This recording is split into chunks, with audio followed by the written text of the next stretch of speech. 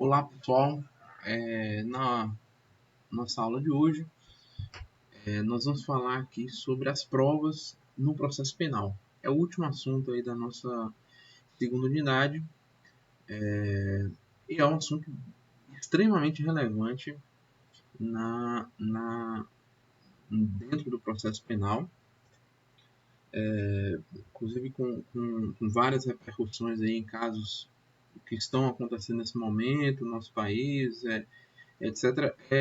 Mas, enfim, dentro basicamente num processo, quando você trata de processo, falando bem a grosso modo aqui, mas o processo resume-se em uma busca, né, de uma colheita, uma busca por provas da procedência ou da improcedência de um pedido. No caso do processo penal, a prova da procedência do pedido acusatório, né, a prova da ocorrência de um crime, da ocorrência ou não, e a produção de provas que possam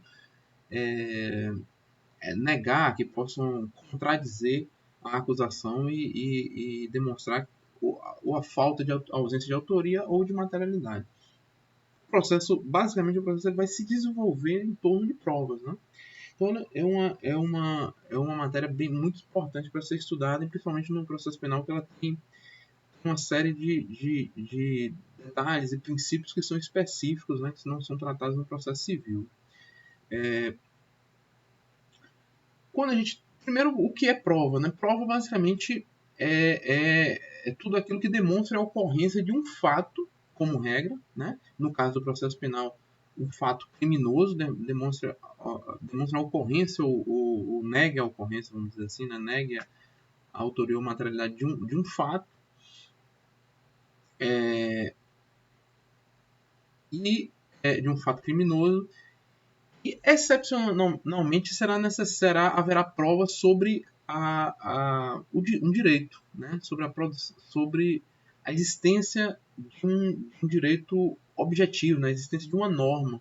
Isso porque no CPP, que aplica-se no CPC, né, perdão, que aplica-se subsidiariamente ao CPP nessa hipótese, ele diz que as normas, o direito municipal, estadual, estrangeiro ou consuetudinário, eles dependem de prova, né? Ou seja, as leis municipais, as leis estaduais, leis e normas, né, decretos, etc., municipais, estaduais ou estrangeiros, ou produzidos no exterior, que tenham alguma repercussão no caso, ou as normas, ou a própria norma costumeira, né, os costumes, eles deverão ser provados no processo.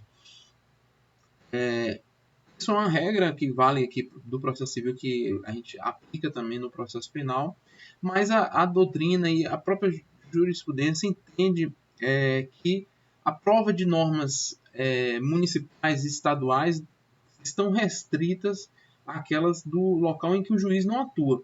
Porque, como regra, o juiz ele deve conhecer o direito, né? Esse é um princípio basilar no direito, né? Dá-me o direito, dá-me os fatos que eu te darei o direito, perdão. Esse é um princípio lá do direito romano.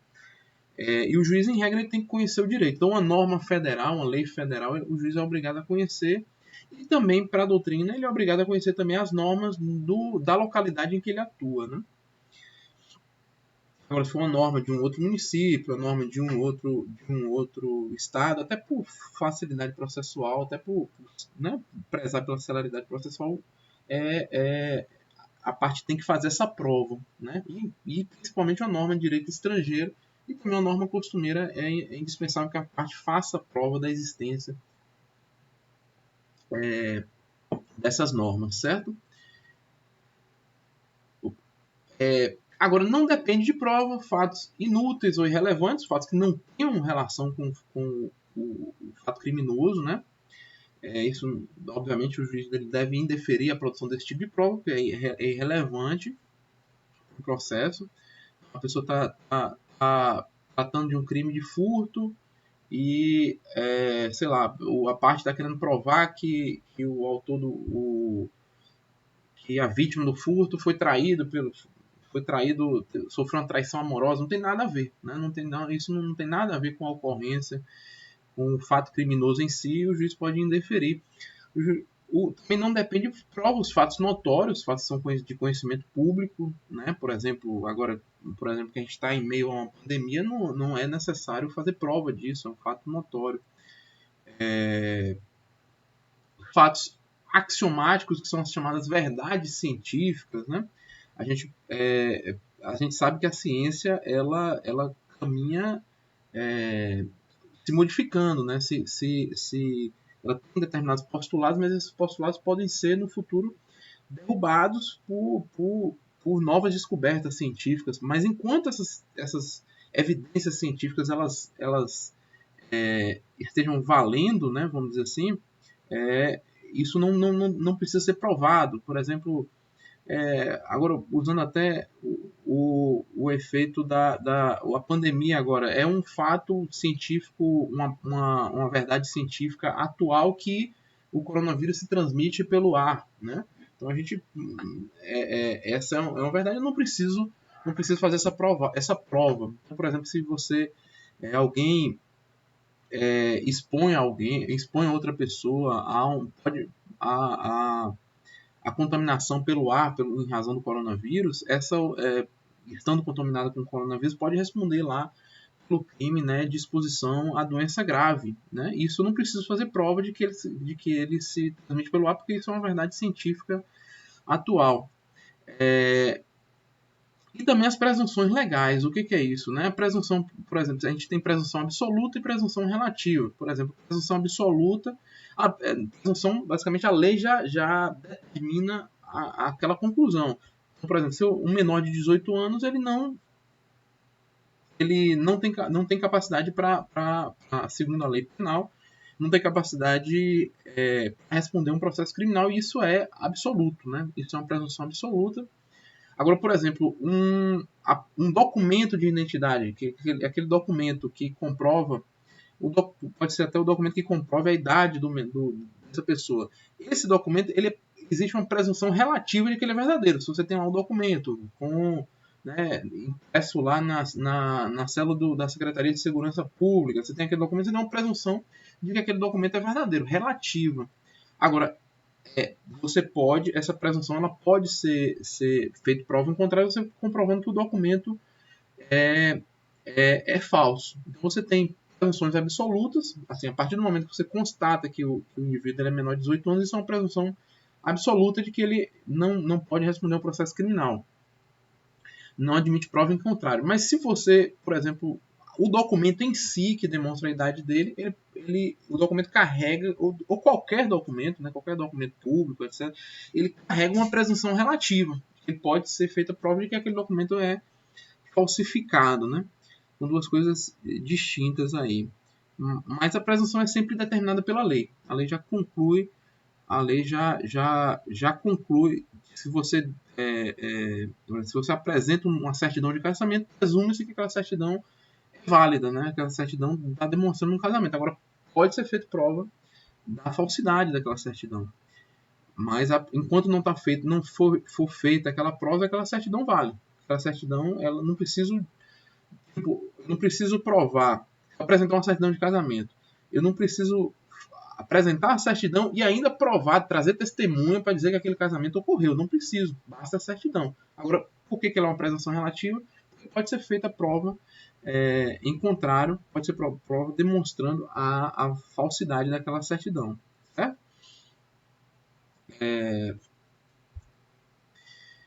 Beleza. O que...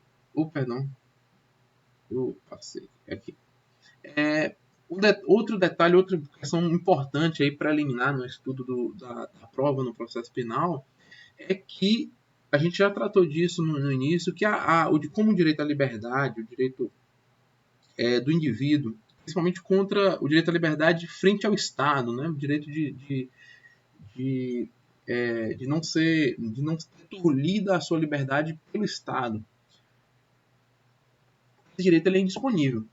Ninguém pode decidir que quer morar numa cadeia, por exemplo, quer morar na prisão. Então, o que acontece? Esse direito ele é indisponível. Portanto, mesmo a confissão, o mesmo fato confessado pelo indivíduo, ele não é uma prova absoluta. É o seguinte, a confissão é uma prova, ela pode ser usada pelo juiz, dentre outras provas, para proferir uma condenação judicial. Ela pode ser usada, certo? Tranquilo, a confissão é um meio de prova. Agora, não pode ser um meio exclusivo de prova. Justamente por isso, porque o direito à liberdade ele não é disponível. Então, além da confissão, a acusação tem que fazer outras provas da responsabilidade criminal daquele réu. A confissão ela não vale de maneira absoluta, certo? Com relação, outra observação importante é com relação ao sistema de valoração da prova, nós temos basicamente 3 sistemas de valoração para o juiz da prova. Né? Como é que o juiz vai dar valor, vai creditar aquela prova? Nós temos 3 sistemas. O sistema do convencimento íntimo, livre convencimento ou certeza moral do julgador, é que o juiz vai valorar a prova de acordo com o seu convencimento e ele não precisa fundamentar. Isso aí você vai falar, não, isso é sistema inquisitório, né? Isso não vale mais hoje. Realmente, não vale para o juiz togado, mas esse sistema ele ainda prevalece no tribunal do júri. Os jurados eles decidem pela condenação ou absolvição e eles não precisam fundamentar. É o sistema do convencimento íntimo. Então a gente tem um resquício aí desse sistema, que era um sistema realmente vindo lá do sistema inquisitorial, mas que a gente tem um resquício dele aí no nosso processo penal, que no caso do tribunal do júri, certo? Você tem um sistema das provas legais ou prova tarifada, que a lei determina o valor da prova. E aí, nesse caso, a gente também tem algumas exceções. A gente não é o sistema que prevalece, mas a gente tem algumas exceções, como por exemplo a certidão de óbito. O CPP diz que o óbito ele só se comprova mediante certidão. Então, para declarar a extinção da punibilidade do réu, deve-se estar no processo a certidão de óbito, né? Então ele é indispensável para a prova do falecimento, ela tem que ser feita através do óbito, da certidão de óbito, pelo menos, né? É indispensável a certidão de óbito. Isso é uma hipótese em que a lei dá um valor determinado a uma prova, né? A lei determina o valor da prova. E, por fim, o sistema do livre convencimento motivado ou persuasão racional, em que o juiz ele é livre para apreciar a prova, agora ele deve fundamentar suas decisões. É esse o sistema que vai prevalecer no Código de Processo Civil quanto no Código de Processo Penal, e é basicamente a fundamentação ela é imprescindível para o exercício da atividade jurisdicional, porque ela é onde o juiz vai se legitimar, né? O juiz ele não é eleito, ele não tem um voto da população para ser considerado legítimo para ocupar aquele cargo, mas as decisões dele elas precisam se justificar, ele precisa fundamentar esse poder que ele tem na coerência lógica das suas decisões. Né? Isso é muito importante. E na sequência, e aí a parte mais importante da aula, é o estudo sobre os princípios do processo penal. Né? A gente tem aí nós temos aí 5 princípios fundamentais. Perdão, nós temos aí 5 princípios basilares aí do processo penal que vão reger aí o nosso processo penal. Esses são os mais importantes, certo? Os que vale a pena a gente tratar em aula aqui com calma e com maior cuidado. Outros princípios que a gente já tratou na primeira aula sobre princípios vão repercutir no processo penal, obviamente que vão, mas esses aqui a gente merece um cuidado maior aí na nossa aula, certo? O primeiro é o princípio da presunção de inocência. O réu não pode ser tratado como culpado até o trânsito em julgado da sentença condenatória. Essa é a primeira consequência aí do princípio da presunção de inocência. Né? O réu não deve ser tratado como culpado, então ele não deve responder à pena privativa de liberdade até o trânsito em julgado, exceto algumas exceções, no caso das prisões temporárias, prisões provisórias. Isso a gente vão ver lá no processo penal 2. E Essa é a primeira consequência. A segunda consequência, então a prisão ela é excepcional, né? Ela só vai ser adotada como regra após o trânsito em julgado. A segunda consequência é que o ônus da prova sobre a autoria e materialidade do crime ou de qualquer outra circunstância que possa aumentar a pena do réu, ela é sempre da acusação. Essa é outra consequência basilar. Agora, o CPP, no artigo 156, ele diz o seguinte: a prova da alegação incumbirá quem a fizer. Né? É um brocado jurídico, né? Alegatio et non probatio est non alegatio. Alegar e não provar é o mesmo que não alegar. O que acontece? Isso vai ter uma repercussão sobre o que a gente falou anteriormente, sobre esse ônus da prova. Eu vou passar o próximo slide para resumir melhor. Beleza. A acusação ela vai ter o ônus de comprovar autoria, materialidade, mais qualquer circunstância que possa aumentar a pena, qualificadores, majorantes, agravantes, o próprio dolo e a culpa, né? Ela tem que fazer essa prova. Isso tudo é prova da acusação. Agora, a defesa, tudo que a defesa alegar a título de excludente de ilicitude, excludente de culpabilidade, ou tudo que possa diminuir a sua punição ou causas de extinção da punibilidade, tudo que ela alegar que possa excluir a existência do crime, ou que possa extinguir a punibilidade, né? Ou que possa diminuir a sua pena, tudo que ela alegar, ela tem que fazer prova. Ela tem que fazer prova também. Isso decorre lá daquele princípio jurídico que a gente trouxe. Existe doutrina que diz que a defesa não tem ônus probatório nenhum, que o ônus é todo da acusação, mas isso seria impraticável, né?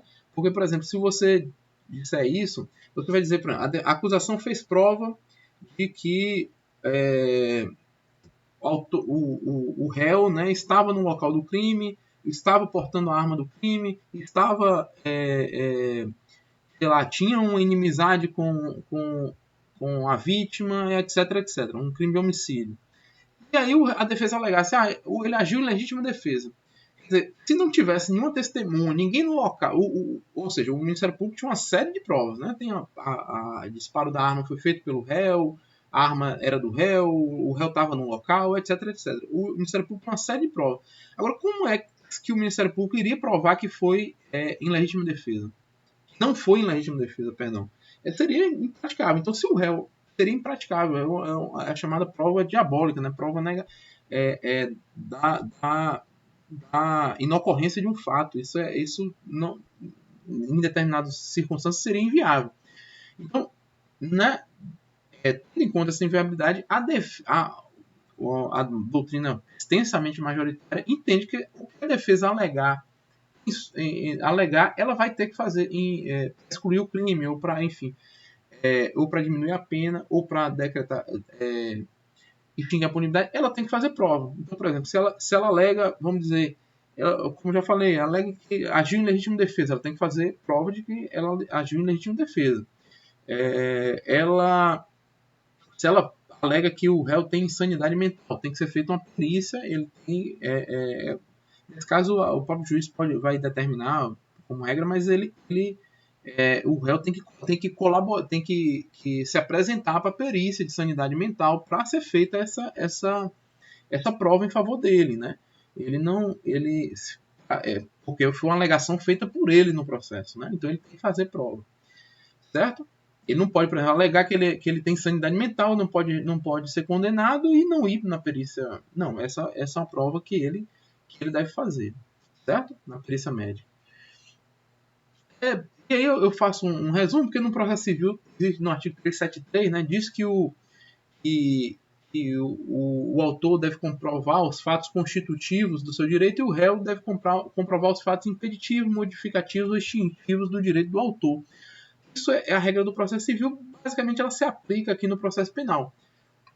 O autor, que é a acusação, né, o Ministério Público ou o querelante, eles vão fazer provas do direito do ius puniendi estatal, né, do direito de punir do Estado, a prova da autoria da materialidade, e cabe ao réu fazer prova impeditiva desse direito, modificativa desse direito ou extintiva desse direito de punição pelo Estado, né? Lembrando que, no caso do processo penal, está se discutindo a discussão básica sobre esse direito do Estado de punir o cidadão, né? Esse é um resumo que é basicamente a mesma coisa que é da regra lá do... Isso que eu estou dizendo agora é basicamente a mesma coisa que é dita lá pelo CPC, né? Perdão.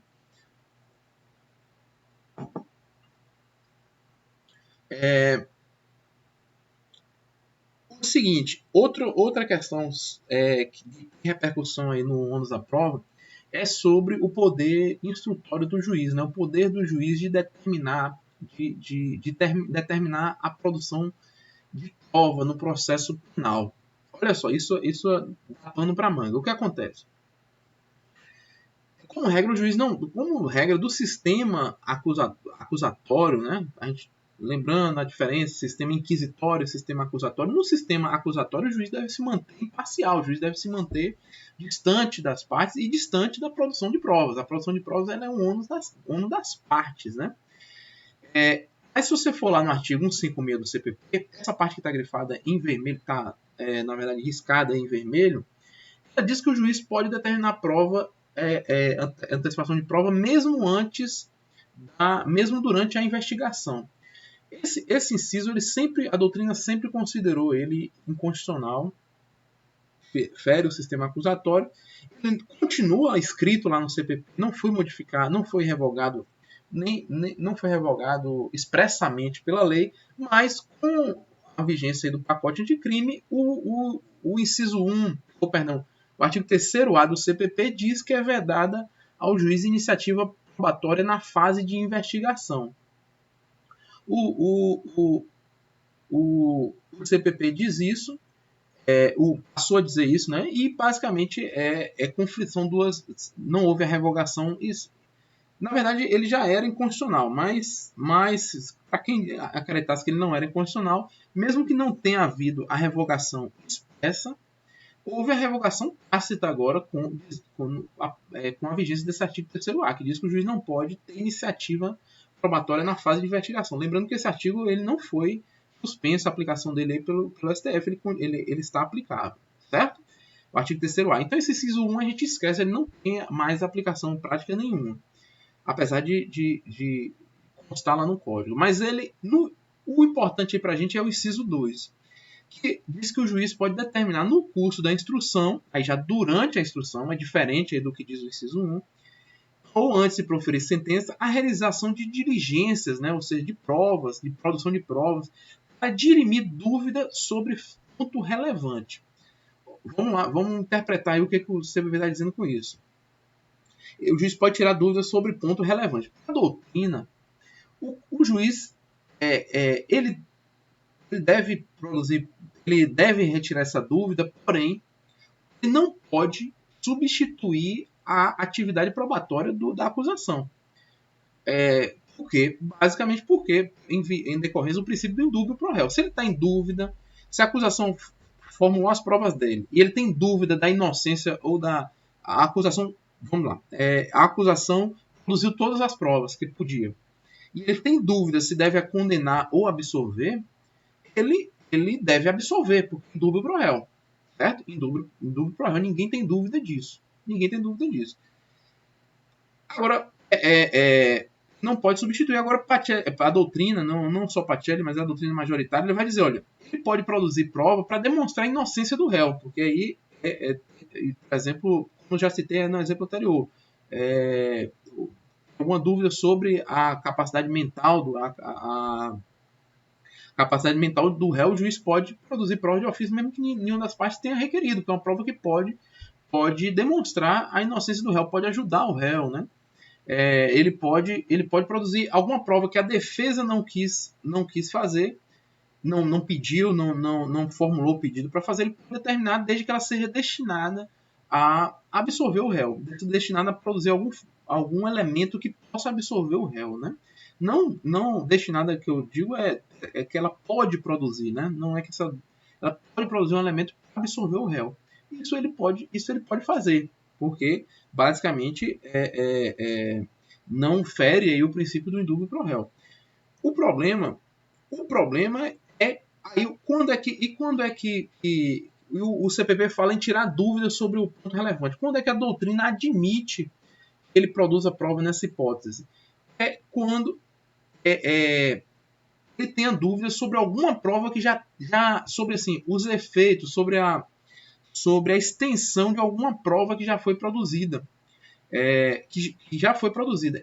Por exemplo, uma prova foi produzida pelo Ministério Público, mas, sei lá, a prova já está nos autos, foi produzida pelo Ministério Público, mas ele tem dúvidas sobre a veracidade daquela prova, a idoneidade daquela prova, tem dúvida, ou vamos dizer que seja um documento, o Ministério Público produziu um documento elaborado por um órgão público, mas o documento está contraditório, ele pode oficiar o órgão público novamente para explicar melhor aquele documento? Pode. Tirar dúvidas sobre uma prova que já foi produzida. O Ministério Público já fez, mas ela não deixou o juiz numa situação inconclusiva. Tá? Ela deixou ele. Aí ele pode, por exemplo, eu cito um exemplo aqui: uma testemunha disse que estava trabalhando no domingo em um comércio, normalmente não abre naquele dia. Ou seja, já tem uma prova do Ministério Público dizendo que aquela testemunha estava trabalhando e vamos dizer que tenha presenciado o crime, né? Então já tem, porque o juiz fica na dúvida, porque não era normal aquele tipo de comércio abrir no domingo. Então vamos confirmar se realmente aquela testemunha estava trabalhando. O juiz pode, se suscitou alguma dúvida, ele pode, por exemplo, determinar que a empresa junte a folha de ponto, que a empresa comprove que realmente aquela testemunha estava trabalhando. Ou seja, só se ele tiver dúvida sobre uma prova que já foi produzida. Esse aqui é o detalhe. É isso que a doutrina, é dessa forma que a doutrina compreende esse inciso 2 do artigo 156 do CPP. Porém, a jurisprudência ela tem aplicado o inciso 2 de forma meio que aleatória, sem fazer essa ressalva. Diz que o juiz pode determinar a prova em busca da verdade real, o que é muito perigoso, né? Pode ensejar situações bem de um juiz que seja acusador, de um juiz que esteja, que já tenha, por exemplo, que ele já tenha uma decisão pré-concebida, uma decisão pré-tomada, e ele queira apenas confirmar essa decisão e fique buscando provas para apenas confirmar essa decisão. O que fere totalmente a imparcialidade do juiz e a própria os princípios básicos aí do processo penal, certo? O outro princípio, o segundo princípio que a gente vai tratar aqui hoje, é o princípio da vedação à autoincriminação. Ou seja, o réu ele tem o direito de não participar da formação da culpa, ou seja, ele tem o direito de não colaborar com a acusação para provar a culpa dele, a responsabilidade criminal dele. Né? Então, isso dá, por exemplo, a ele a primeira vertente desse direito, ele dá a ele o direito ao silêncio. O réu tem direito a não se manifestar no interrogatório, a não falar, a nem comparecer ao interrogatório se ele não quiser. Ele tem direito ao silêncio. Isso é muito importante por duas questões. Ele protege até a integridade física e psíquica do acusado. Por quê? Porque o réu, ninguém quer estar no lugar do réu, né? Se ele, uma prova, o momento do interrogatório é um momento de muito nervosismo, de muita para o réu, para qualquer réu, exceto que seja uma pessoa realmente sem qualquer amor à vida, vamos dizer assim, ele é uma situação de muito nervosismo, e o réu, se ele considerar que ele não tem condições de falar coerentemente, e aquilo não vai ajudar na produção, na defesa dele, ele tem o direito de ficar em silêncio. Se ele achar que ele tem condições, que ele se manifesta bem, ele pode falar e deve falar, né? Mas não é obrigado. O que acontece, e outra vertente do direito, outra coisa que é resguardada aí pelo direito ao silêncio, é evitar que o juiz forme uma preconcepção a partir do depoimento do réu, a partir do simples depoimento do réu. Tipo, o juiz já forme seu convencimento ali a partir, por exemplo, de um depoimento fraco. O depoimento do réu, ele por nervosismo, pode ter sido ter sido que ele estava mentindo? Pode, né? Mas ele tem de ter um benefício da dúvida. Mas vamos dizer que o depoimento do réu tenha sido fraco porque ele ficou nervoso, porque ele se contradisse, porque, enfim, ele tem, ele evita, ao exercer o seu direito de silêncio, ao não falar, ele evita que a própria a decisão judicial ela seja contaminada por esse nervosismo, por esse depoimento fraco que ele produziu ali, né? Ele evita. Isso é uma estratégia importante da defesa, né? E esse silêncio ele não pode ser interpretado em prejuízo do réu. Obviamente que se ele é um direito, né, tem um direito de não participar, ele não pode, esse direito não pode prejudicar o réu. Né? Então ele ficar em silêncio não pode esse silêncio, o fato dele não falar, não pode ser interpretado pelo juiz em prejuízo do réu, certo? Aí pergunta-se na doutrina, meio essa discussão já um pouco antiga aí na doutrina, que se o réu teria, no interrogatório, teria o direito a mentir, né? Mas o que acontece é o seguinte, ele teria direito a mentir no interrogatório. Para a doutrina, existe doutrina, acho que Nutt fala isso, que ele teria direito a mentir, mas porque realmente em alguns países, por exemplo, nos Estados Unidos, existe o crime de perjúrio, né? Porque é crime, o próprio mesmo réu, se ele pode não falar, pode ficar em silêncio, mas se ele falar e ele mentir, ele responde pelo crime de perjúrio. No Brasil não existe esse crime, não existe uma sanção, mas não entendo adequado, e a maioria da doutrina concorda, não diz isso, não entendo adequado chamar de dizer que existe um direito do réu a mentir, porque se não é um comportamento incentivado pelo Estado, não é um comportamento incentivado pelo direito e pelo Estado, né, pelo ordenamento jurídico. Se fosse um direito, houvesse um direito a mentir, esse comportamento seria incentivado, ele teria que ser resguardado e nada disso é verdade, né? O fato é que aí nessa observação de que o fato é que é vedado ao réu e não ele sofrerá sanção se ele cometer a chamada mentira agressiva, né? Mentira agressiva é basicamente quando ele mente falsamente imputando o fato a outra pessoa, que aí ele vai responder por denunciação caluniosa, crime aí que a gente estudou lá em penal no semestre passado, né? Vamos dizer assim, outro aspecto do direito ao silêncio é o direito que o réu tem, né? Vamos dizer assim, ele decorre do direito ao silêncio, o direito que o réu tem de não produzir provas contra si mesmo. Então o réu não é obrigado a colaborar com a acusação em qualquer prova que seja produzida a demonstrar a responsabilidade criminal dele, né? E aí esse vai ter algumas consequências, várias consequências práticas, né? Por exemplo, tanto o STJ quanto o STF declarou a inconstitucionalidade na época da lei de trânsito, quando ela previa que o réu era obrigado, que era crime, né, dirigir alcoolizado, e obrigava o réu a soprar o bafômetro ou a se submeter a teste de sangue, de alcoolemia, né, de prova o teste de alcoolemia, né, enfim, essa norma foi declarada inconstitucional pelo STF e tudo mais, porque basicamente em virtude do princípio da vedação à autoincriminação, né? Isso aí a gente já tratou até em outros momentos na aula.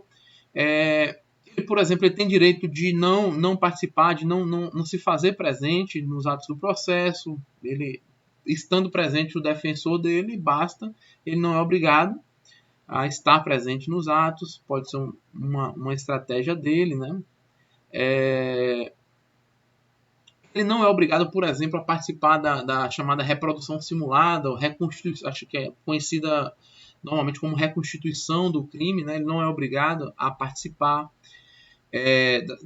daquelas reconstituições, ele não é obrigado, por exemplo, a fornecer padrões gráficos para perícia grafotécnica, ou seja, tem alguma dúvida sobre a assinatura em um documento, ele não é obrigado a fornecer a assinatura dele para a realização da perícia. Né?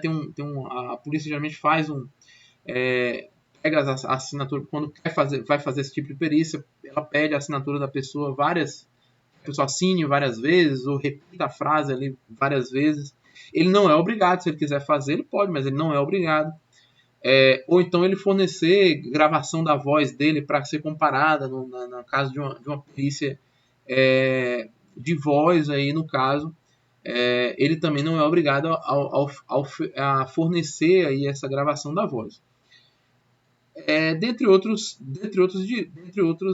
questões, dentre outras provas que ele não é obrigado a produzir contra ele, né?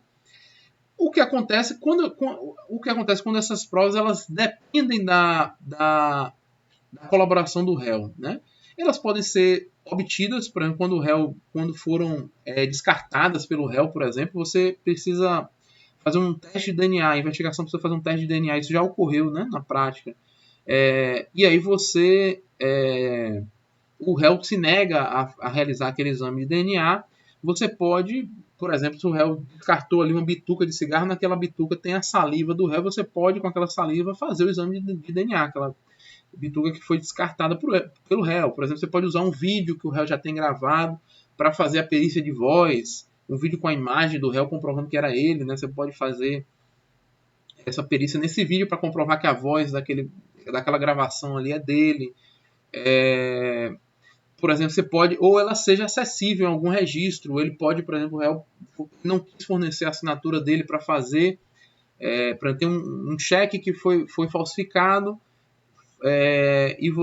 o réu não fornece a letra dele né, a letra, a grafia dele para ser comparado se foi realmente ele quem falsificou aquele cheque. Mas você pode ter a assinatura do réu ou própria escrita do réu, por exemplo, uma prova da faculdade, pode ter a letra do réu ali e a perícia pode comparar se foi feito ou não por aquele réu, né? Tem a perícia grafotécnica por aquele punho, né? Pelo mesmo punho. A prova da faculdade com a assinatura lá no cheque, a perícia grafotécnica ela pode dizer se foi feita pelo mesmo punho, né? A gente vê isso, quem gosta de filme de investigação já acompanha isso. E aí, por exemplo, o juiz pode determinar que a faculdade, nesse caso, pode ser requisitada pela própria Ministério Público, pode determinar que seja fornecida aquele documento, né, com a letra do réu, enfim.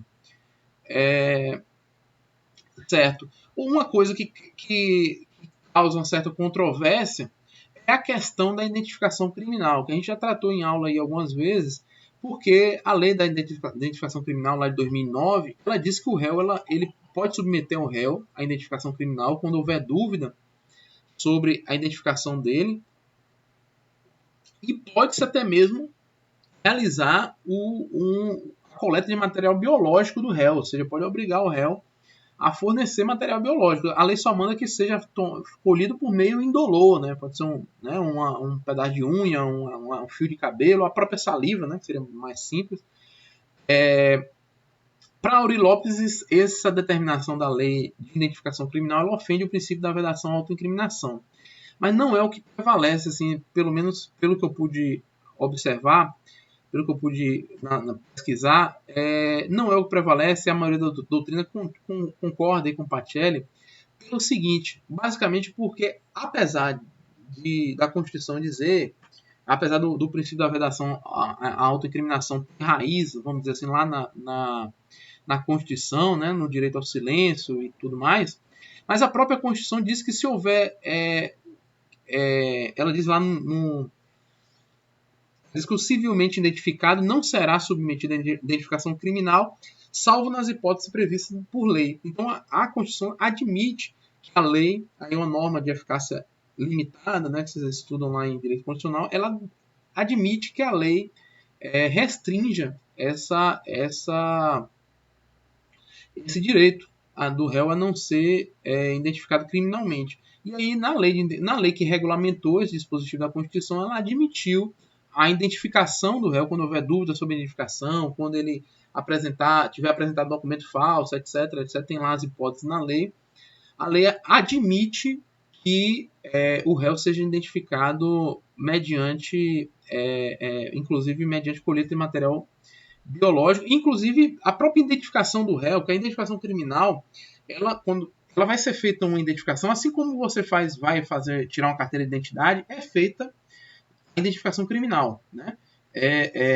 Ela tem essas duas, tem a identificação criminal comum e essa identificação criminal por exame de DNA. Não é sempre que vai fazer exame de DNA, é só quando houver necessidade.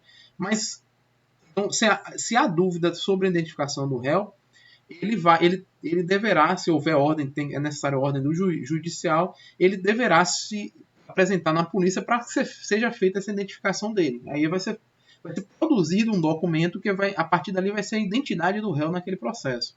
É um documento que identifica o réu com foto, com colheita digital, etc, né?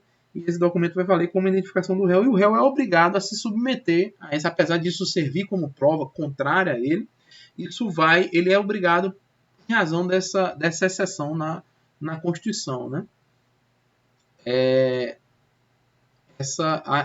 A Constituição possibilita esse tipo de identificação, e aí, nesse caso, o réu é obrigado a fazer essa prova. É uma exceção. Sempre que houver a Constituição permitir esse tipo de entendimento, o réu vai ser obrigado a fazer prova contra ele, né? Mas isso é excepcionalmente. Outro princípio na vedação à prova ilícita, né? A vedação da prova que seja contrária ao direito. Então, por exemplo, se essa prova não pode ser usada no processo criminal.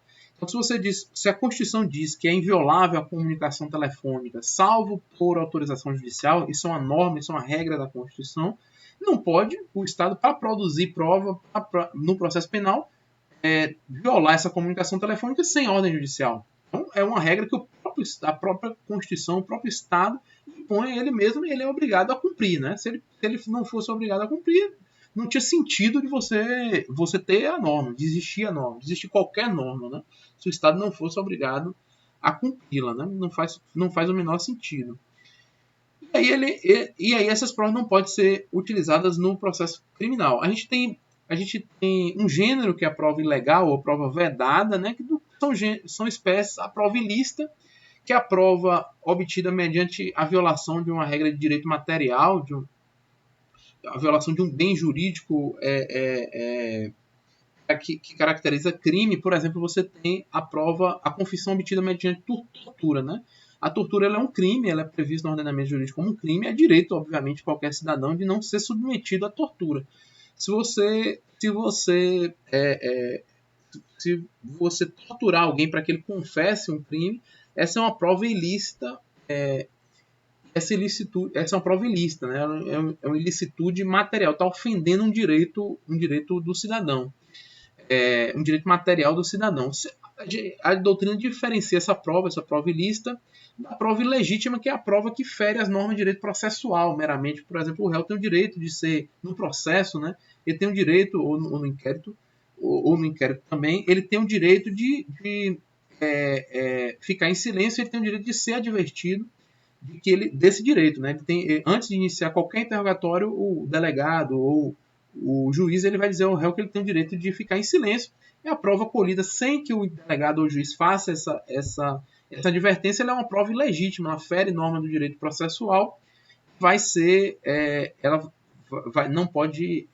retirada do processo, não pode ser utilizada no processo.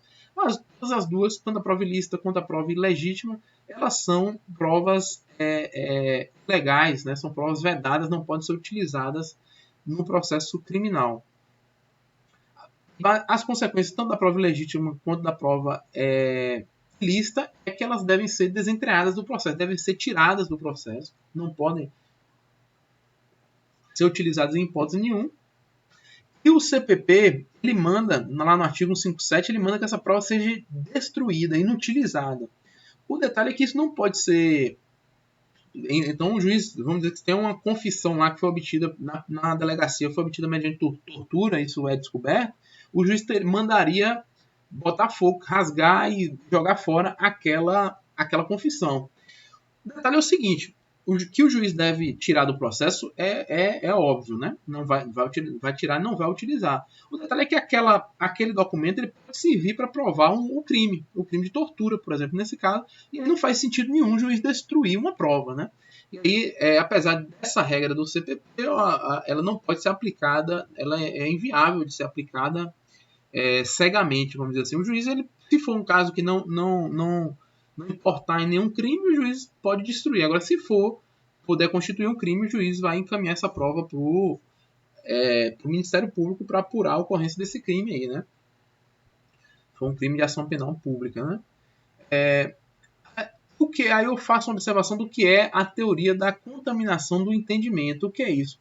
Basicamente, essa teoria entende que o juiz, que ele tinha contato com uma prova ilícita, vamos dizer, por exemplo, uma prova, o juiz teve contato com uma gravação telefônica em que o réu está confessando o crime, mas essa prova ela foi obtida sem autorização judicial. Ela foi obtida sem autorização judicial. O juiz teve contato com aquela prova. Ora, é humano, né?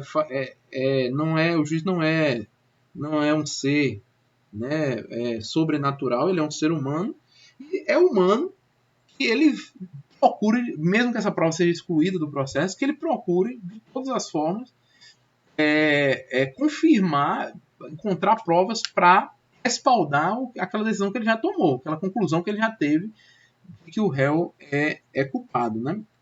Isso é extremamente contraditório com a vedação à prova ilícita, né? Porque se você exclui a prova, mas permite que aquele mesmo juiz que já tá contaminado julgue, isso é bem contraditório. Julgue o processo, julgue aquele caso, isso é bem contraditório.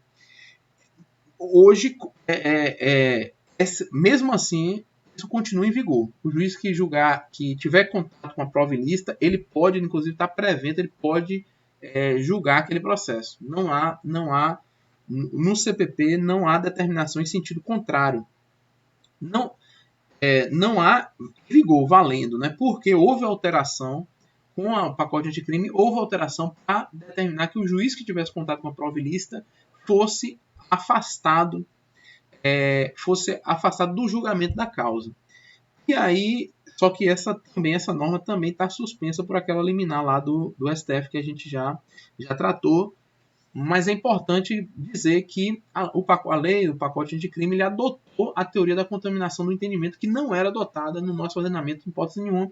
Ela passou a adotar, vamos aguardar aí para ver se ela entra em vigor. Ela faz muito sentido, né? Faz muito sentido que o juiz seja afastado, porque ele já teve o entendimento dele ali, já teve contaminado. Isso não é uma questão de duvidar da capacidade ou da idoneidade do juiz, isso é uma questão de coerência lógica, né? De coerência com vamos dizer assim, com o fato do juiz ser um ser humano, né? E na sequência eu trago aí nessas tabelas algumas provas algumas regras constitucionais sobre a produção de provas, algumas regras importantes, e sobre os requisitos que a própria Constituição dá à produção dessas provas, né? Então, por exemplo, isso é basicamente para dizer que a inexistência, a ausência de cumprimento desses requisitos, ela vai ensejar que a prova seja ilícita, né? Ela vai ensejar que a prova seja ilícita. Então, por exemplo, vamos lá, citando o da identificação criminal, a gente já tratou, né? Ele vai dizer a gente já tratou desses requisitos. Vamos passar para o outro aqui, mas são invioláveis a intimidade, a vida privada, a honra e a imagem das pessoas. Então a gente tem uma regra constitucional que diz que a intimidade do indivíduo ela é inviolável. Mas a gente pode uma prova muito importante é a prova, por exemplo, de captação ambiental de sinais eletromagnéticos, óptico-acústicos, a captação ambiental de imagem ou de som em determinados ambientes ambientes íntimos, né, determinados ambientes íntimos do indivíduo, por exemplo, a sede de uma empresa, por exemplo, uma reunião de ministros é um pouco diferente da situação que a gente está vivendo, mas por exemplo, uma reunião mesmo, pode ser pensada aí uma reunião entre políticos, e isso tudo viola a intimidade daquelas pessoas, né? Uma filmagem, mas mediante autorização judicial, ela pode ser deferida. Pode ser deferida. Se não houver essa autorização judicial, essa prova é ilícita. Vamos dizer, a polícia investigando vamos dizer, a polícia está investigando um prefeito por fraude lá, por corrupção, fraude à licitação, etc. Investigando o prefeito. Ela pode uma prova interessante de ser produzida. Isso acontece em causas mais complexas, mas acontece. A gente essas operações mais complexas aí da polícia utilizaram dessa prova várias vezes. Uma prova poderia ser produzida, por exemplo, você colocar uma câmera no gabinete do prefeito para averiguar, para que ela grave ali as conversas do prefeito com quem ele recebe ali no gabinete. Isso pode ser uma prova bem de bastante eficácia, vamos dizer, a depender do caso. Mas a Constituição diz que é inviolável a intimidade, a vida privada, e isso pode ofender pode ofender ali nesse caso, vamos dizer, pode ofender a intimidade ali do prefeito. Ele pode ter conversas pessoais, pode ter, apesar de que ali é um local público, mas também está violando a intimidade dele. Ela só pode ser autorizada, ela só pode ser afastada, essa regra, por autorização judicial. Se for produzida sem autorização judicial, é uma prova ilícita, justamente por violar esse direito constitucional aí. Mas o exemplo não foi perfeito, mas acho que basicamente isso dá para entender. Por exemplo, a mesma coisa, a Constituição diz que é inviolável as comunicações telefônicas, salvo por ordem judicial. Então já está dizendo que é necessária a autorização judicial. Se for produzida sem autorização judicial, essa prova é ilícita. Também diz que a casa é asilo inviolável do indivíduo, mas o juiz pode produzir uma prova, pode produzir uma prova de busca e apreensão na residência ou na empresa, etc., ou no escritório. O juiz pode deferir essa busca e apreensão. Vocês veem normalmente também nessas operações da Polícia Federal, quando acontecia, né, porque agora tem diminuído bastante. Mas essas grandes operações usavam muito buscas e apreensões. A própria Constituição diz que a casa é inviolável, mas salvo por autorização judicial e durante o dia. A Constituição é que diz isso. Então, desde que seja realizado durante o dia e com autorização judicial, é possível essa busca e apreensão, é possível a realização dessa prova, né? Buscar documentos, computadores que estejam lá na casa ou na empresa do indivíduo para investigar um crime. É possível também em caso de flagrante. O flagrante também é uma prova de um crime, e se for em flagrante também vai ser possível a autoridade, a pessoa adentrar nessa casa. Então, agora, se não houver flagrante, nem ordem judicial e nem for realizado durante o dia, essa prova será ilícita. É basicamente isso que eu tô querendo salientar aqui, certo? Uma observação interessante, importante aqui é o seguinte: com relação à comunicação telefônica, a interceptação telefônica,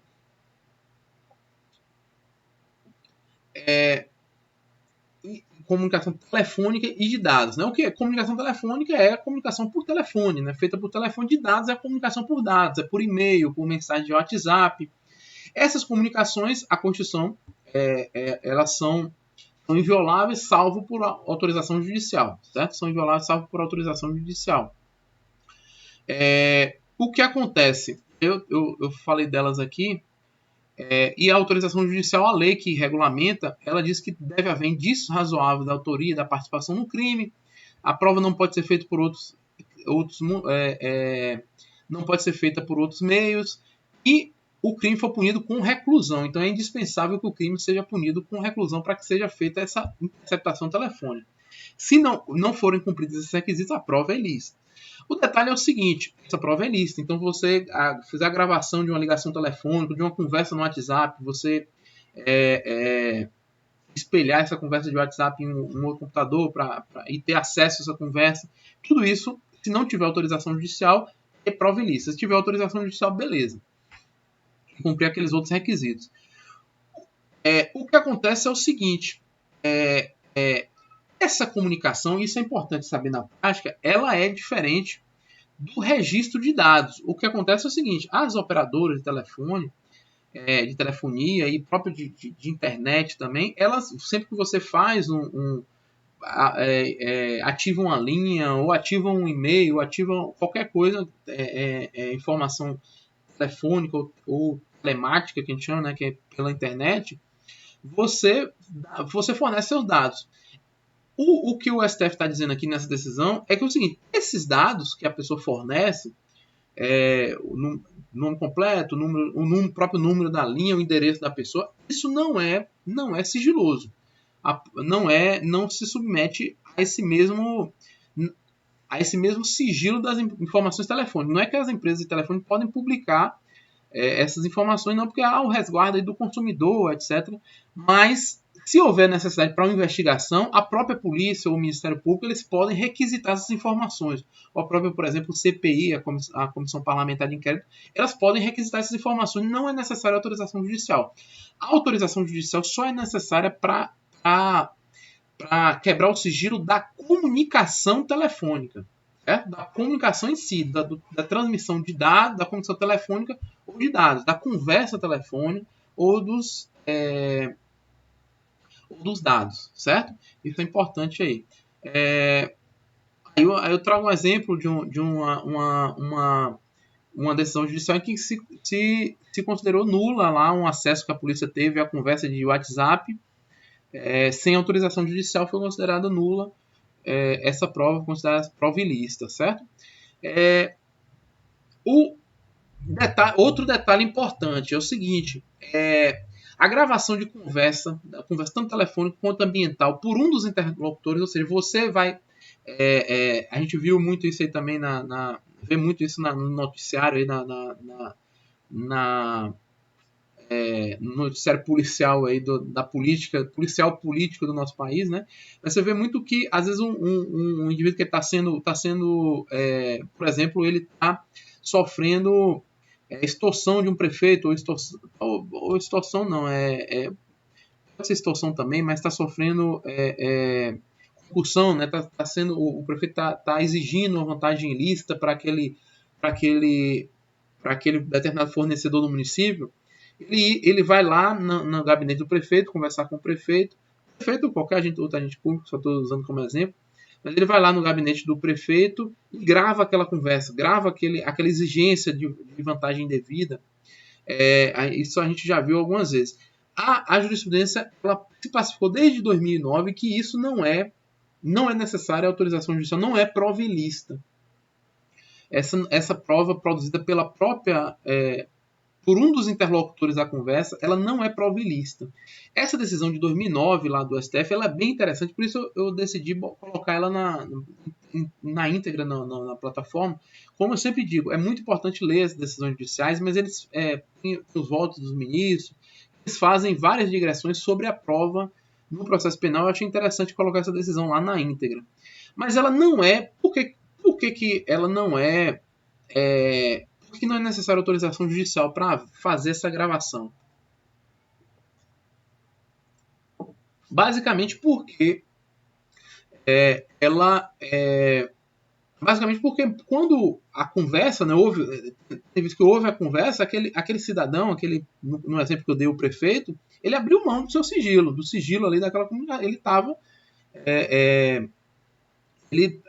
aquela pessoa que recebeu a conversa, que gravou, para ela não existia sigilo. E o prefeito abriu mão nesse exemplo, né? Então, não vai ser resguardada aí pelo sigilo e vai ser possível utilizar essa prova.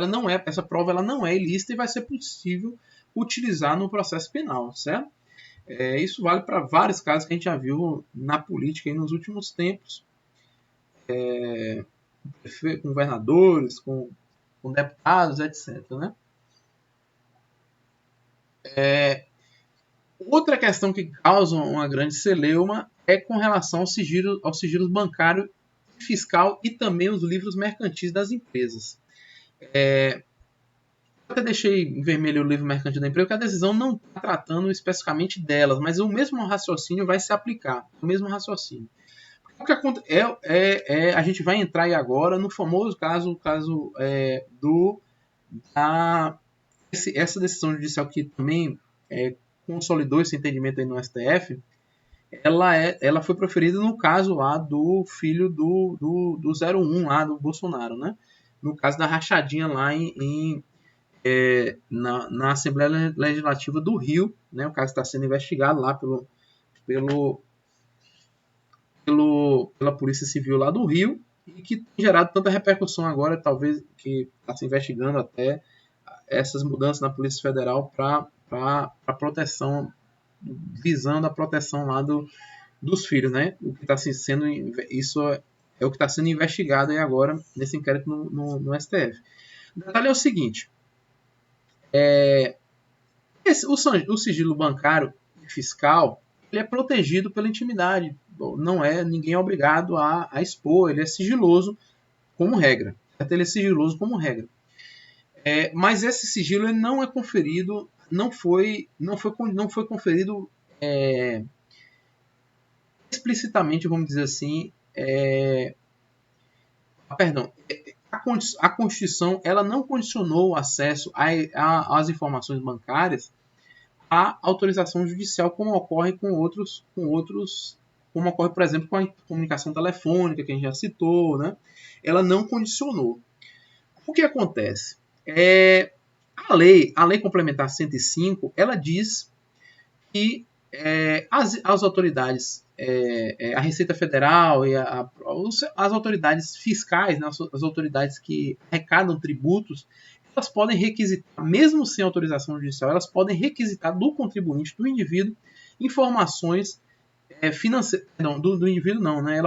Do indivíduo também, mas elas podem requisitar dos bancos informações financeiras. A mesma coisa quando você presta a declaração de imposto de renda, você dá para a Receita uma série de informações que são sigilosas suas, né?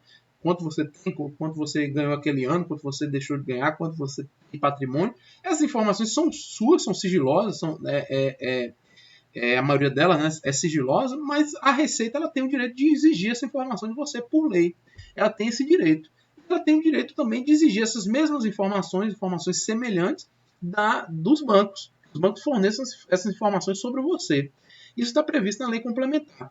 Então não é obrigatório, para esse efeito, não é obrigatório a autorização judicial para que a Receita faça essa exigência. Certo?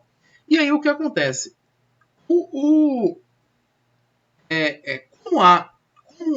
essa prova, essas informações, elas podem ser requisitadas pelo poder público, o que o STF entendeu? Entendeu que se houver nessas informações, houver prova da ocorrência de alguma irregularidade criminal, como essa é uma prova lícita de ser feita, ela pode ser requisitada, ela é uma prova lícita, sem autorização judicial, não há irregularidade nenhuma que essa prova ela seja fornecida para o Ministério Público apurar a ocorrência de um crime. Entenda, se essa prova foi produzida licitamente, por que não cedê-la, transferi-la para o Ministério Público a efeito de investigação de um crime? Né? Não faz sentido. O STF sempre decidiu assim durante muito tempo. Assim, na verdade, sempre não. Sempre eu exagero. Existiram decisões antigas que eram contrárias, diziam que era prova ilícita, mas mais recentemente isso foi admitido como prova ilícita. Acontece que no início do ano passado, Toffoli deu uma liminar, né, suspendendo a investigação lá do caso famoso caso Queiroz, lá do Flávio Bolsonaro, né? Ele deu uma liminar, essa investigação ficou parada 9 meses, foi muito beneficiado aí. E no final do ano, o STF, aí no caso, o pleno do STF produziu essa decisão revogando aquela liminar de Toffoli, e produziu essa decisão dizendo que aquilo é uma prova lícita de ser produzida. Ela enquadrando essa prova no conceito de prova emprestada, né? Foi uma prova produzida para a Receita para averiguar ali determinada irregularidade ali no pagamento de tributos, mas ela pode ser emprestada para o Ministério Público para produzir, para investigar, para ser investigado também crimes, né? Para ser investigado a ocorrência de crime. Porque a legislação, se a legislação permite para a investigação de irregularidades tributárias, não há motivo para ser negada no caso de investigação criminal. Essa foi a decisão. Eu trago aí na sequência a ementa dessa decisão, né, um resumo dessa decisão. É basicamente isso, dizendo isso que eu falei para vocês. Aí só na sequência eu trago o conceito de prova emprestada. É basicamente a prova que ela foi produzida para um efeito, né, foi produzida para uma circunstância, mas ela serve para ser produzida em outra circunstância. Ela pode ser emprestada para outra finalidade, para outro processo, para instruir um outro processo, né? Ela como eu estou falando, ela é amplamente aceita na jurisprudência. Por exemplo, vamos dizer que num processo tenha sido vou dar um exemplo mais simplificado aqui. Vamos dizer que na investigação de um crime, uma testemunha tenha enumerado na investigação vários outros crimes cometidos por aquele mesmo réu. A jurisprudência entende que esse depoimento ele pode, por exemplo, vamos dizer que essa testemunha depois ela morreu, sabe-se lá por quê, mas ela morreu, ela não vai poder produzir novamente aquele depoimento. O que a jurisprudência diz? Que pode ser utilizada, a prova que foi produzida naquele processo pode ser utilizada em outro. Esse seria um exemplo também da prova emprestada. Ou então uma prova que foi produzida num processo civil, num processo trabalhista, ela pode ser utilizada para produzir prova no processo penal também, certo? Também pode ser utilizada. A doutrina critica, eu trouxe algumas críticas assim, que é mais uma crítica doutrinária mesmo, que é assim, com relação a uma crítica válida, quando é possível repetir essa prova, quando essa prova é produzida em processos penais, que correm simultaneamente, eles deveriam ser unidos por conexão e essa prova deveria ser produzida ao mesmo tempo para os dois, né? Lembra lá do que a gente estudou em competência? Era o caso de reunir esses processos. Então não era para ser produzida prova emprestada. Essa prova ser emprestada. Por quê? Porque isso, em alguns momentos, isso pode trazer prejuízo para o réu. Porque o réu, muitas vezes, ele não participou daquela prova inicialmente. Ele não participou, ele não tinha um advogado do réu quando aquela testemunha falou daquele crime, narrou aquele crime, né, naquele outro processo. Podia não ter uma defesa do réu. Se tinha, se existia, se era o mesmo réu, enfim, a doutrina não critica. Mas se não tinha, existe essa crítica. A jurisprudência diz que não vê nulidade, não vê prejuízo para o réu nisso, porque ele vai poder rebater essa prova, vai poder contradizer essa prova lá mais na frente, exercer o contraditório lá mais na frente no processo no processo em que ele é réu, né? No processo final em que ele responde. A doutrina também não traz grandes críticas quando é a mera transposição de um documento de um processo para outro. Você tem um documento que foi produzido em um processo, mas ele faz prova de um outro crime, de um outro réu. Esse documento também pode ser feito, transposto, né, feita a cópia de um para o outro. A doutrina, isso aí não tem crítica da doutrina, porque nesse novo processo o réu vai poder impugnar aquele documento, dizer que é falso, enfim, ele não tem grande problema. O problema maior mesmo é com a oitiva de testemunha, que muitas vezes o réu a testemunha foi ouvida e o réu não pôde perguntar, fazer as perguntas que ele... Então, o ideal é que, se for possível, aquele depoimento seja repetido, né? Outro conceito importante aí também, basicamente, só para acrescentar, agregar o conhecimento de vocês, que vai ser tratado também pelo STF em alguns momentos, pela doutrina, é a teoria do encontro fortuito de provas ou princípio da serendipidade, né? Esse termo vem de um conto, salvo engano, um conto, salvo engano, do Oriente Médio. Eu já não estou lembrando agora direito, mas que era um príncipe, fazia uma viagem com os seus com seus súditos ali. Ele fazia uma viagem e encontrava várias coisas aleatórias no meio dessa viagem. Aí a doutrina resolveu que era interessante usar esse nome aí para designar esse princípio aqui, né, no processo penal. Mas basicamente o que ele quer dizer é que quando o juiz encontra uma colheita acidental de prova, quando o juiz, no meio da produção de uma outra prova, no meio de ele encontra provas de um outro crime. Na investigação de um crime, ele encontra provas de um outro crime, ou provas basicamente provas de outro crime, ou contra outro réu que não estava sendo investigado ali naquele momento. Então, o caso clássico é o caso da interceptação telefônica, em que realizando interceptação telefônica para apurar um crime de corrupção, um crime lá de corrupção no poder público, e se descobre lá que o réu também tinha matado uma pessoa, estava naquela ligação telefônica ali, ele estava tratando dos cuidados para se desfazer do corpo. Enfim, foi um encontro fortuito de prova e ela não é considerada prova ilícita. Não é considerada prova ilícita obviamente, se essa gravação aí tinha sido obtida mediante autorização judicial. Mesma coisa também quando defere uma busca e apreensão na casa de um réu para averiguar um crime de corrupção e de repente ali se encontra uma arma que ele não tinha posse de arma e ele encontra uma arma na residência dele. Essa prova também não é lícita porque houve essa autorização judicial. Também o caso mais emblemático também é quando está se investigando um réu que não tem foro por prerrogativa de função, e se no meio quando se intercepta lá uma conversa, descobre que aquele réu estava conversando com um deputado, estava em conluio com um deputado, enfim. Tudo isso é possível que haja essa produção.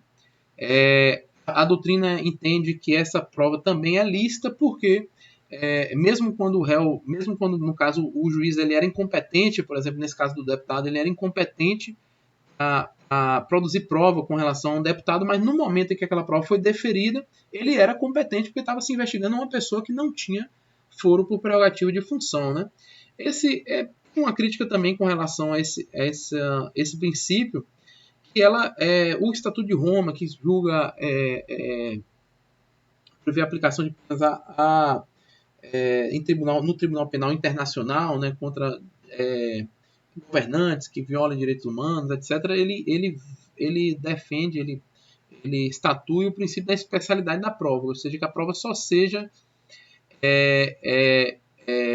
produzida produzida, ela só se destine ao crime determinado. Isso basicamente é para impedir abusos no cumprimento de ordens judiciais. O que acontece? Pode acontecer, por exemplo, de você ter concedido uma ordem judicial para apreender documentos na casa do réu e a polícia faz revira a casa inteira do réu, enfim, revira a casa inteira em lugar que não tem qualquer documento. Isso ou seja, esse mandado ou até o mandado foi deferido para ser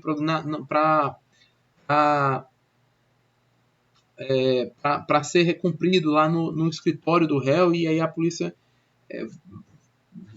cumpre na residência também, isso tudo, e depois alega que foi encontrado no escritório, enfim, o que pode acontecer, podem acontecer abusos, né?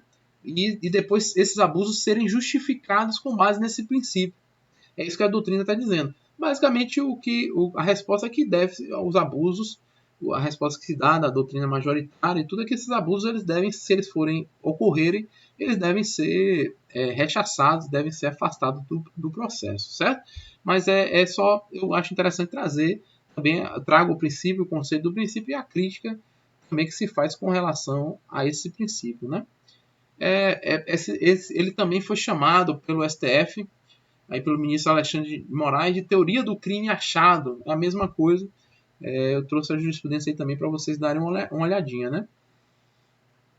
E aí, uma pergunta que sempre se faz é a seguinte: é admitida a prova ilícita em algum momento? Lembrando até do ministro Alexandre de Moraes, existem. Quando ele foi assumir, teve uma controvérsia grande, porque ele, numa das aulas, ele tinha mencionado a possibilidade de se utilizar tortura para uma situação de extrema urgência, por exemplo, para você sabe que tem um terrorista que tem uma bomba em determinado lugar e você usar você consegue identificar esse terrorista e você usar a tortura para descobrir onde está essa bomba e salvar a vida de pessoas. Não é uma tese que existe, é estudada e é defendida no direito americano, mas no Brasil ela não tem aplicação. Não é, apesar de existir doutrinador defendendo, ela não tem.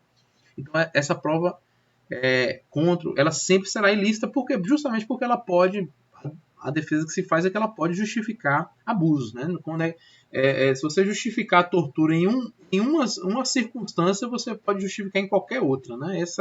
Essa é a vedação. E para quem acha que isso é besteira, né? Lembre-se sempre que o próximo sempre pode ser você, né? A próxima vítima da tortura, né? A tortura ela é absolutamente injustificável. O que acontece é o seguinte: então, no ordenamento jurídico brasileiro, a prova ilícita ela não é admitida quando ela for contrária ao réu, mas ela pode ser admitida em favor do réu. Basicamente, entende-se que aplica-se aí a doutrina diz que é um excludente de ilicitude, quando ele constitui uma prova ilícita para se defender, é legítima defesa, né? Para defender a liberdade dele, seria uma legítima defesa. E também aplica-se o princípio da proporcionalidade. Você não vai manter um cidadão preso porque ele manter um cidadão preso se sabe que ele é inocente por uma mera violação, às vezes uma mera violação procedimental, formal, né? Por uma mera violação formal. Eu comecei falando do exemplo da tortura, mas só para ressaltar, por exemplo, se o réu torturar alguém para dizer que ele é inocente, esse depoimento não é válido. Isso aí não é válido porque foi um depoimento feito sob coação. Aí você estuda lá em processo civil, certo? Em direito civil, isso aí ele não teria validade. Não é disso que se está tratando, certo? O que está tratando é, por exemplo, quando o réu por exemplo, ele quebra o sigilo do telefone para provar que ele é inocente, de alguém para provar que ele é inocente. E aí, nessa conversa telefônica, se descobre o real culpado daquele crime. Não se admite que o réu ele continue preso, ele seja preso ou condenado, mesmo você tendo essa gravação, mesmo ela sendo ilícita. Então, é isso aí. Você não vai restringir a liberdade dele para resguardar aquele sigilo da comunicação telefônica, né? Aí fere o princípio da proporcionalidade.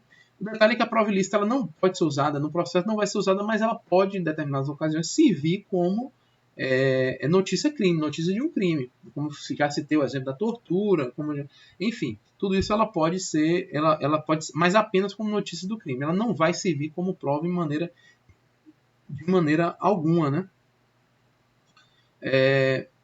Outra teoria interessante é a teoria dos frutos da árvore envenenada, que basicamente ela vai dizer que as provas que decorrem da prova ilícita, elas também elas são contaminadas com essa ilicitude. Não faria sentido nenhum você dizer que uma prova é ilícita e você permitir que sejam utilizadas provas que decorrem daquela prova ilícita. Então, por exemplo, você faz faz uma escuta telefônica ilegal e descobre que o réu está cometendo um crime na residência dele. E aí você invade a residência e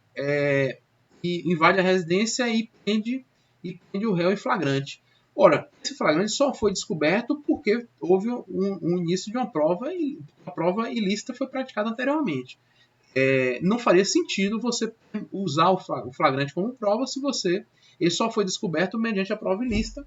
Aí perderia o sentido você vedar a prova ilícita, né? Vedar a produção de prova ilícita.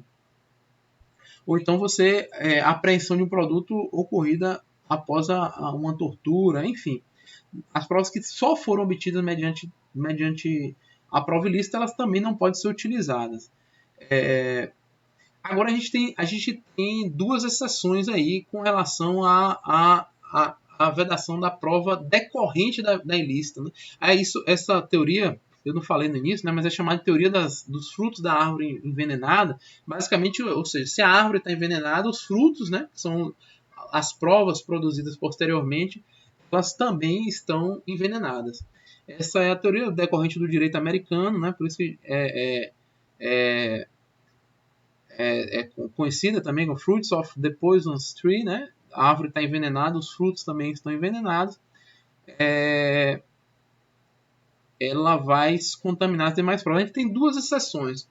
Quando a fonte da prova ela é absolutamente independente, ou seja, quando não tem nexo de causalidade entre a prova obtida e aquela ilicitude, nem precisava dizer isso, né? Porque a teoria está dizendo que elas são ilícitas porque decorrem da prova ilícita. Se elas não decorrem da prova ilícita, não é ilícita. Então, por exemplo, se houve uma escuta telefônica e descobriu que o réu ele descobriu que o réu era culpado de algum crime, mas aí depois você consegue testemunhas, você consegue outros documentos, e aí você faz você consegue um mandado judicial para a prisão do réu, esse mandado não vai, e o mandado fundamentado apenas nas testemunhas, nas outras provas, esse mandado não vai ser ilícito, né? O exemplo que eu citei aqui foi a polícia entra num depósito sem autorização judicial contra drogas, mas aí ela sai e ela, mediante outras provas, usa de outras provas para conseguir do juiz um mandado para poder entrar naquele depósito. Se ela não usou a prova ilícita, não tem problema, não teve conexão, né? A teoria também da descoberta inevitável, que vai dizer que aquela prova ela seria descoberta de qualquer forma, né? Mesmo com a ilicitude, mesmo com a produção da prova ilícita, já se chegaria àquela prova decorrente, né? Aquela prova consequente. Por exemplo, o exemplo que a doutrina é um pouco raro de acontecer realmente, mas, por exemplo, os policiais têm uma mega operação policial para descobrir um local, um local em que está sendo acobertada drogas, um grande volume de drogas. E aí um dos policiais resolve torturar o suspeito ali para ele indicar o local, mas a polícia já estava no local, já iria encontrar aquela prova inevitavelmente. Ela já estava vasculhando aquele local, o que só fez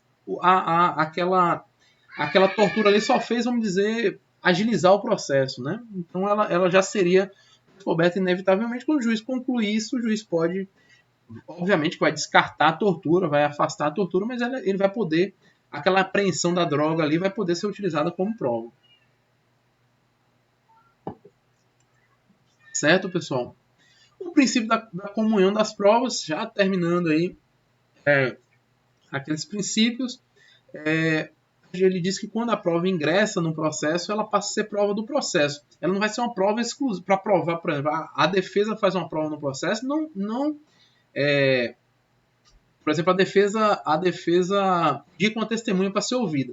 Se aquela testemunha vai lá e faz prova contra o réu, a defesa não pode chegar e a testemunha vai e diz que o réu é culpado, etc, etc. A testemunha não pode dizer, ó juiz, você não pode usar essa prova porque fui eu que indiquei. Não, a prova se tornou uma prova do processo e essa prova pode ser utilizada, inclusive, contra ele, se ela assim foi produzida. Né? Não tem isso. Uma decorrência também desse princípio da comunhão das provas é que a parte até pode desistir da produção de uma prova testemunhal, antes dela ser ouvida, obviamente, mas o juiz pode insistir em ouvir. Se o juiz acreditar que aquela testemunha tem algum fato relevante a dar, sempre lembrando lá da advertência doutrinária, né, para a iniciativa da prova pelo juiz, mas se o juiz entender que aquilo é importante para tirar alguma dúvida dele, ele pode insistir na oitiva daquela testemunha, porque a partir do momento que ela foi apresentada, ela se torna uma prova do processo e não da parte. E, inclusive, também, mesmo que essa prova tenha sido juntada, um documento, para provar determinado fato, ele pode servir para provar outros fatos também. Esse é o princípio da comunhão das provas. Né? Outro princípio importante é o princípio da identidade física do juiz. Diz que o juiz que presidiu a instrução, o juiz que realizou a audiência de instrução, etc., ele deve proferir a sentença. É basicamente para privilegiar o juiz que está mais familiarizado com a prova, tem mais contato com as testemunhas, teve contato com as testemunhas, com os réus, etc. Ele está mais por dentro ali do caso e privilegia que ele julgue aquele processo. Esse princípio é previsto também lá no Código de Processo Civil. Mas o Código de Processo Civil diz que se o juiz se aposentar ou se estiver afastado por licença, tiver de licença, etc., ele pode ser substituído. Né? No Código de Processo Civil diz isso. No Código de Processo Penal foi incluída o princípio da identidade física, mas não foi incluída essa regra. Né? Mas aí a doutrina, a jurisprudência diz que pode se aplicar naturalmente o CPC. Então, se o juiz, a regra do CPC. Então, se o juiz ele foi afastado, não é que vamos dizer que ele tenha sido aposentado, que ele tinha uma licença longa aí para se afastar, sei lá, uma licença vai se afastar por motivo de doença, por um longo período, o substituto dele vai poder julgar normalmente. Mas, por exemplo, se o juiz instruiu o processo, o juiz fez a audiência, e aí ele entra de férias, e nas férias dele o substituto vai dar a sentença. O STJ já julgou nula essa sentença, porque entende que o juiz ele estava afastado por um tempo curto ali, e era ele era o juiz titular, era aquele juiz que tinha que proferir a sentença, certo? Aí, por fim, finalizando aqui, nós vamos falar alguns detalhes sobre as provas em espécie, né? Sobre algumas provas, a gente já falou de provas em espécie durante essa aula, falando lá da busca, apreensão, interceptação telefônica, mas a gente vai tratar de outras provas em espécie, algumas regras do CPP sobre provas em espécie. O CPP tem uma série de regras sobre essas provas, não dá para a gente falar de todas. A gente vai falar resumidamente. Algumas outras questões também a gente já tratou na aula de procedimento, quando falou de inquirição de testemunha, etc., de acareação, outras questões. Eu vou tratar só algumas observações pontuais aqui sobre algumas provas. São produzidas no processo penal, podem ser produzidas no processo penal, que estão regulamentadas lá no CPP. Né? Uma primeira observação que a gente tem que fazer é o seguinte: toda e qualquer prova ela é relativa. Ou seja, ela não é absoluta. Ela sempre ela tem que estar sempre em conformidade com outras provas. Então, se tiver uma prova, é o que eu falei no início da confissão, a mesma coisa. Assim, a confissão ainda mais, mas não existe uma prova que seja absoluta. Se tiver, por exemplo, uma testemunha dizendo que o réu é culpado e várias que não dizem que ele é inocente ou dizem que ele estava em outro lugar no momento do crime, o juiz não pode, só porque aquele testemunho ele foi muito, vamos dizer que o juiz foi muito, a testemunha estava muito confiante e tal, ele não pode usar aquele testemunho como prova absoluta. É basicamente isso que quer dizer, né? E não tem uma prova mais importante que outra. Uma testemunha não é mais importante que um documento, ou o contrário, um documento não é mais importante que uma testemunha. Cada prova deve ser valorada, exceto naqueles casos que a gente já tratou, alguns casos em que a lei exige, por exemplo, como no caso da certidão de óbito, né? Que aí, nesse caso, a prova é tarifada. Mas no livre convencimento da prova, não existe prova absoluta. E aí, sobre as provas documentais, elas podem ser, por exemplo, a primeira espécie de prova que a gente trata, prova através de documento, né, qualquer documento, ele pode ser produzido a qualquer momento nos autos. mas sempre sendo imprescindível e necessário que a outra parte seja intimada para se manifestar sobre aquele documento, né? Se foi produzido já no início com a acusação, vai ser produzido, a parte vai se defender na sua defesa, na sua resposta, né? Na resposta preliminar, na resposta à acusação. Mas se durante o processo uma parte juntou um documento, a outra tem que ser intimada a se manifestar. A parte pode apresentar um chamado incidente de falsidade daquele documento, mas esse incidente de falsidade ele tem que ser apresentado em petição, né, feito por escrito pela parte. O próprio juiz pode apontar, se o juiz tiver alguma dúvida, o juiz pode iniciar esse procedimento, esse incidente de falsidade, que é um processo que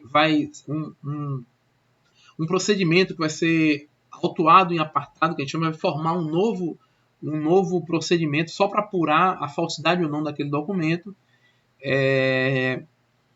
Agora, quando ela for feita por procurador, por advogado, tem que ser feita por poderes especiais, basicamente aquela mesma coisa quando a gente tratou lá da queixa-crime, para que, se for o caso de uma denunciação caluniosa, o advogado ele não responda por essa denunciação caluniosa, mas sim o réu ou quem está dizendo que aquele documento é falso, né? Então é necessário que tenha o advogado apresente uma procuração dizendo, ó, tem uma procuração aqui para apresentar esse incidente de falsidade, porque o réu me deu essa procuração para falar em nome dele e dizer que esse documento é falso. Então tem que ter esse documento, essa procuração específica, porque aí depois, em caso de denunciação caluniosa, quem vai responder por essa denunciação é o réu e não o advogado. E essa decisão, esse incidente, o juiz vai formar esse incidente, vai produzir provas sobre essa falsidade, para se é falso ou não, mas não vale como prova do crime de falsidade. Não é porque a partir desse documento, desse incidente, o juiz vai condenar a pessoa ali por uso de documento falso. Não é isso. Vai ter que ser feito, vai ter que ser inaugurado um novo processo para apurar essa falsidade, aí, né? Um outro detalhe é o indício, né? O indício ele é também um meio de prova, que é um meio de prova um pouco que pode ser bem deturpado, né? Mas ele por que ele é um meio de prova?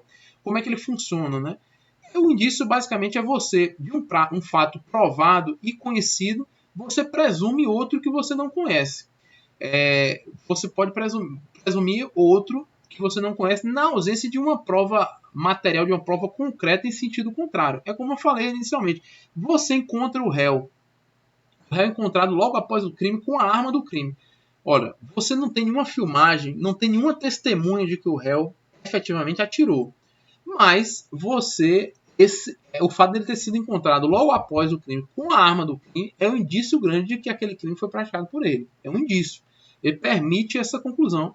E o indício ele pode ser utilizado pelo juiz também, é um meio de prova a ser utilizado pelo juiz também. Obviamente que se o réu, vamos dizer, o réu fez aquele exame de balística, né, aquele exame de pólvora, né, e vê-se que ele não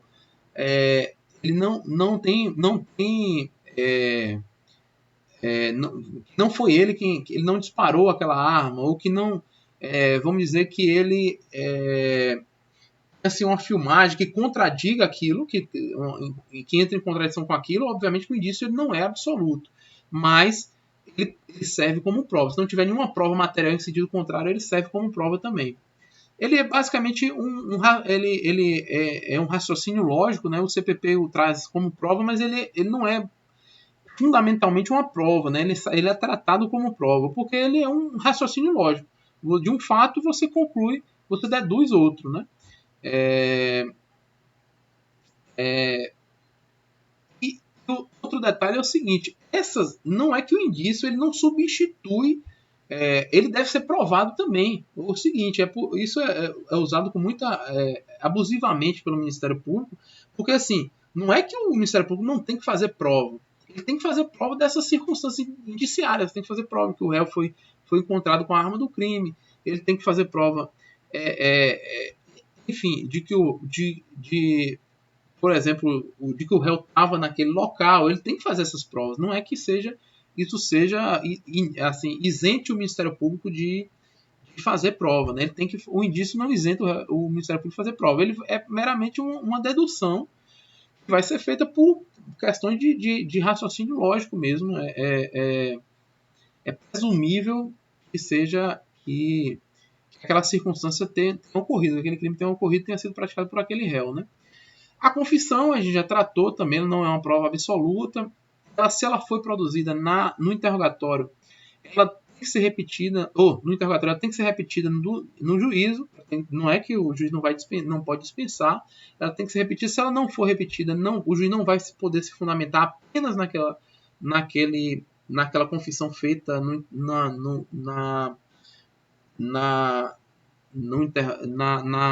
inquérito, né, na investigação. Ela pode ser retratável, o réu pode desistir da confissão, e aí ele pode, o juiz não vai poder se utilizar dela, ou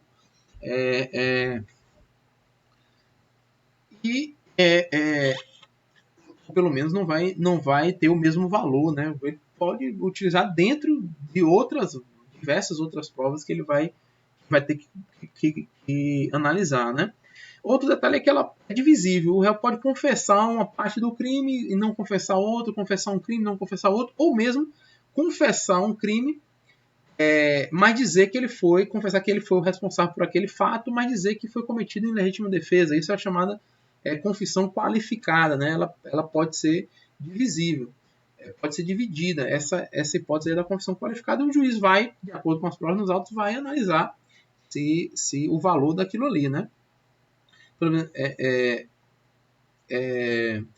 Vamos dizer que se ele confirma que foi ele que atirou, você já tem isso aí já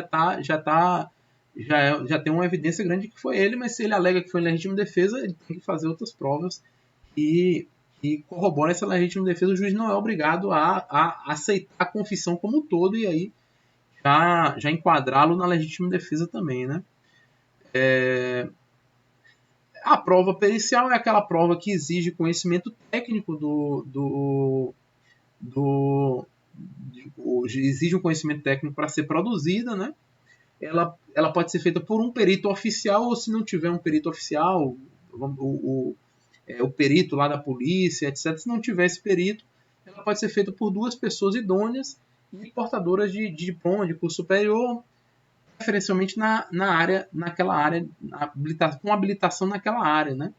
Então vai ser uma pessoa habilitada, por exemplo, a fazer uma perícia grafotécnica, que é essa perícia sobre assinatura, sobre a letra, né, para identificar a letra, enfim, a letra do indivíduo.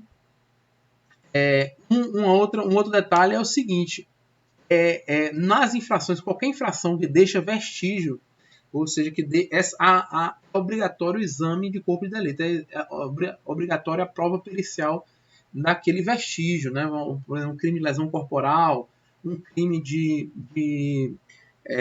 o próprio crime de homicídio, esse só vai ser dispensado se não for mais possível realizar aquele fato. Ela pode realizar aquela perícia, pode ser substituída por testemunhas. O fato é que é outro exemplo aí de prova que ela é obrigatória, né? O juiz não, se for possível fazer a prova pericial, o juiz não pode dispensar, ele tem que fazer. E aí a investigação também, né? Ela tem que fazer, é obrigada a fazer essa prova. Por exemplo, a própria falsificação de um documento, ela é uma prova material. O documento está ali, alegadamente falsificado. O juiz é obrigado a determinar a produção de prova pericial naquele documento, certo? Ela também é salutar, né? É defendido que seja permitido, que seja permitido o exercício de contraditório naquela prova. Se for durante o processo, obviamente que as partes vão poder indicar assistente técnico, as partes vão poder fazer perguntas para o perito, etc. No inquérito, isso quase sempre isso não é possível, né? Você tem essa dificuldade no inquérito de realizar esse contraditório. Às vezes Assim, na verdade não é que não é grande, não tem grande dificuldade. Na verdade não é obrigatório, né? Segundo o inquérito, ele não é obrigatório que haja participação das partes, que haja contraditório no inquérito. Segundo a doutrina mais tradicional. Agora a doutrina mais vamos dizer assim, progressista defende que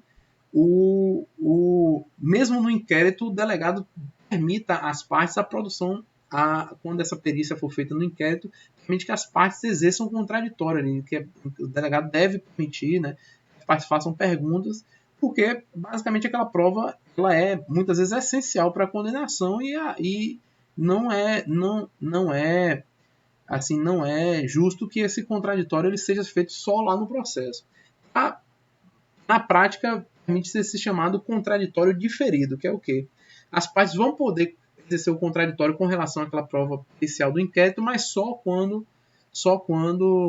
essa perícia já estiver lá, só quando o processo já estiver correndo, essa perícia estiver lá dentro do processo, e a parte vai poder impugnar, mas é muito mais eficaz que ela possa ter sido feita antes, esse contraditório, porque a parte vai poder fazer perguntas para o perito, a parte vai poder indicar outra forma diferente de colheita daquela prova, vamos dizer, um processo diferente de colheita daquela prova, enfim. É muito importante que esse contraditório ele seja exercido no momento da realização da prova pericial.